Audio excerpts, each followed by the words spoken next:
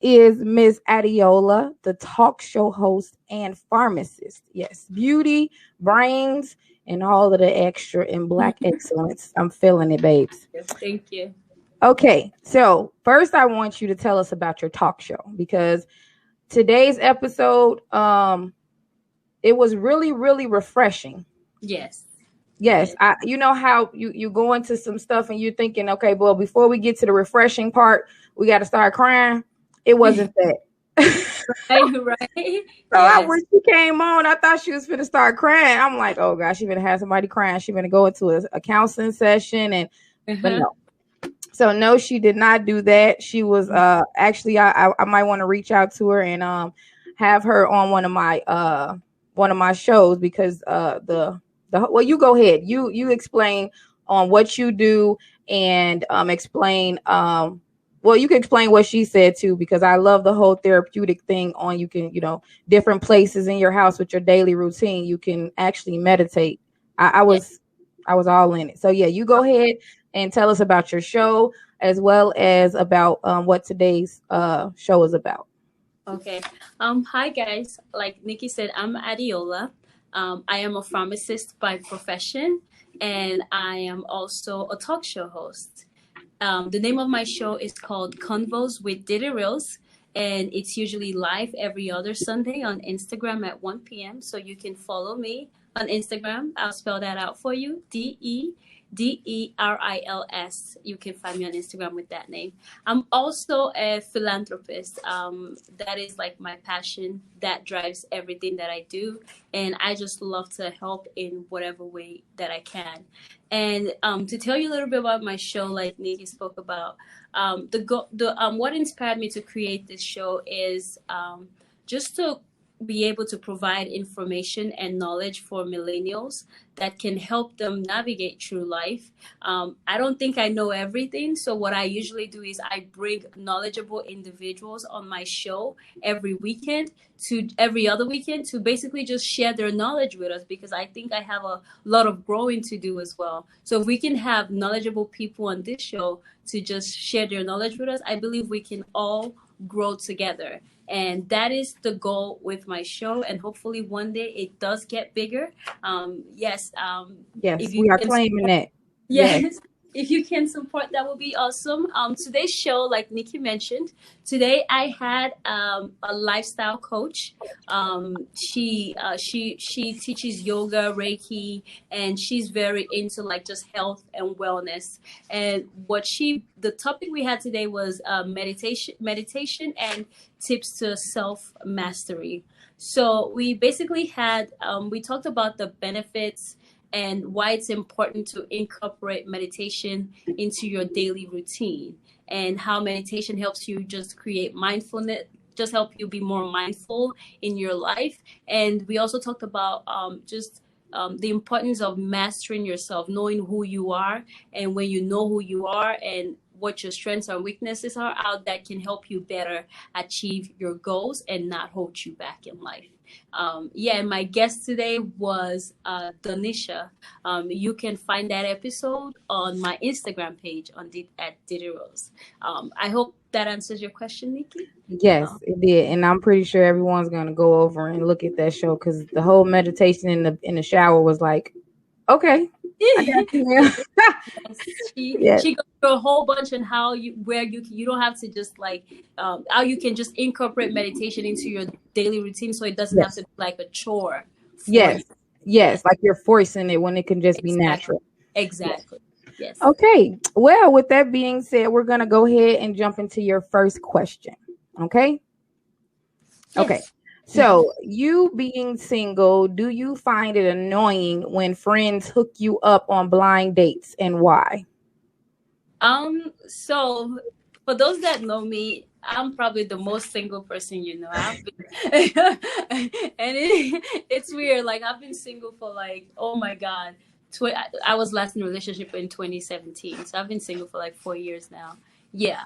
I mean, it's not it's not that I'm single by choice, to be quite honest with you. But it's so the point is, and the reason why I am still single is because I do know what I want, and I meet people. I mean, you don't have to have the perfect person check the list, but I'm someone that I wouldn't just get into a relationship with you if I don't see a future with you. Okay. Like if I call you my boyfriend, deep down in my heart, I know I want to marry you. You know, if not, we should just be friends. Yes, don't waste my time. That's how I look at it. So I meet a lot of people who can be great boyfriends, but I just see them. I'm not convinced that there is something that would make me. And you're not gonna know it. Don't get me wrong. You're not gonna know immediately. So I'd rather just be friends with these people before I go ahead and commit. So I'm the type of girl that'd be like, let's be friends first, then let's see where it goes. So you're basically be annoyed when they try to hook you up with people. No, actually, no. Okay. I am not annoyed when it comes to. I think that everyone should be open. Let your friends know what you're looking for, right? Mm-hmm. If your friends know what you're looking, because I feel like a lot of people might be like disappointed, like with blind dates, but that's because your friends really don't know what you're looking for, and they just see anything and they throw it your way. You never know where your blessings is gonna come from, to be honest with you. So whenever my friends try to hook me up, I'm always open to it. Like I just don't know where it's gonna come from. So I just feel, let your friends know what you're looking for and let them know what you want and what you don't want. And when they try to hook you up, they should have that in mind. That way you can have less frustration. But I say you should be open to blind dates. I love blind dates, actually. I love to eat too. So. Right. I was just, the date part is the good. Okay, so I wanted to ask you on a little switch up. So have any of your friends ever hooked you up with someone and they know what you're looking for and it's the complete opposite, and you like, well, what part of me saying this is what I want would you send this person my way? So yes, that's happened. That's happened. I had a friend who like literally sent me, this was not a blind, she sent me a guy's picture and she was like, would you be interested? And I was like, I mean, and then she told me so, and I'm like you know what I want, you know my type, and you're gonna send me a picture instead of saying right. Because I feel like if the guy, if you introduce someone to the person, they should have something. So you're supposed to bait them with what they do have that we're looking for. So if you're looking for someone that is educated with no children, you're going to start off by saying he's educated with no children. Would you like to? And then that engages you in it instead of just sending you a picture of somebody that's not even your type, but they have everything else. Like, I'm not going to give my all to it if, you know what I'm saying? Yes, not only was he not my type, it was also like a guy that I guess when I asked like what does he do, they were like he parties and he does this, and I'm just like, oh my god, like you know me better than that. But it's not. I mean, there's nothing wrong with partying, but you know, but if your occupation is partying, yes, it is. Like you know, like I guess partying was one of the occupations that they listed. He does other things. I think it was IT too, but like. I mean, I think a very awesome field, but like me hearing that, I would like someone. I like you to party, but it could be moderation. But then I went on the page to like do some like some detective work, and I'm like, oh, he parties. Oh, he party.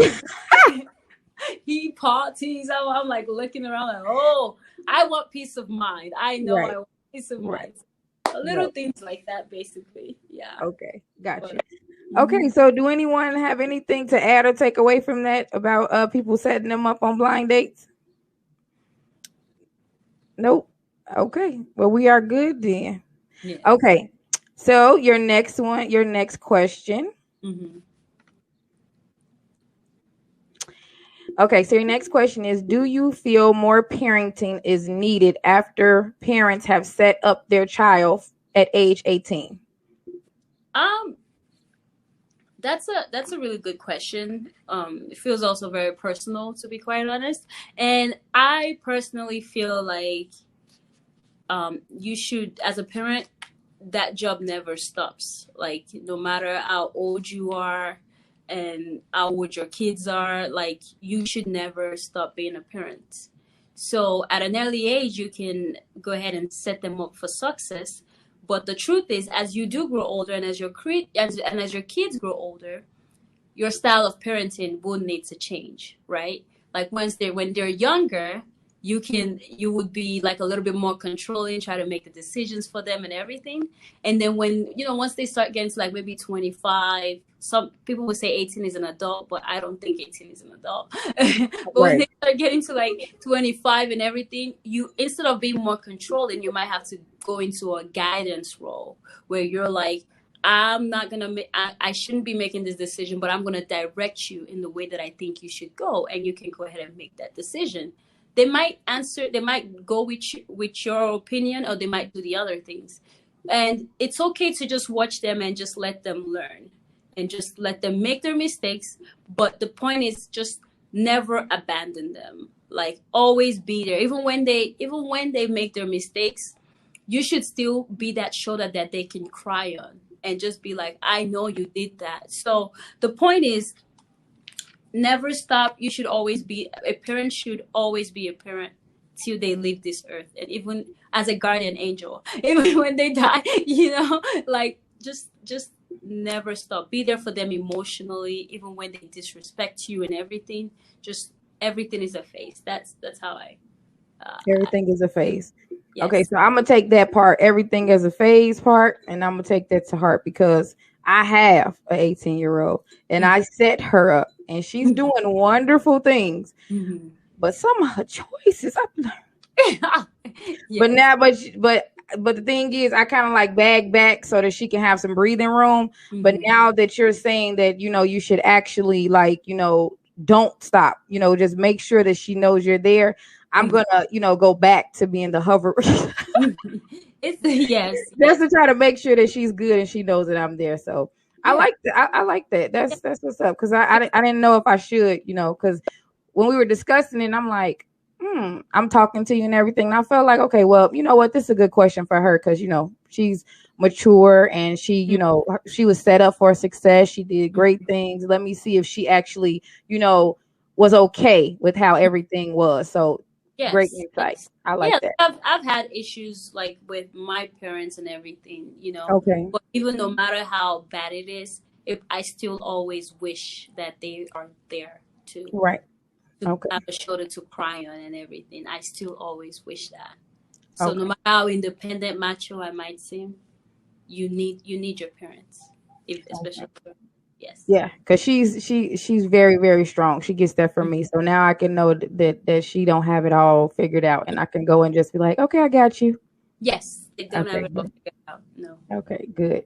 Okay, well, thank you so much, Ms. Adiola, the talk show host and beautiful pharmacist. Thank you. Thank you for having me. It's so nice to be on here. Thank you so very much. All right, you guys, remember, you guys can catch her on Sundays on Instagram Live. Yes. Okay, so next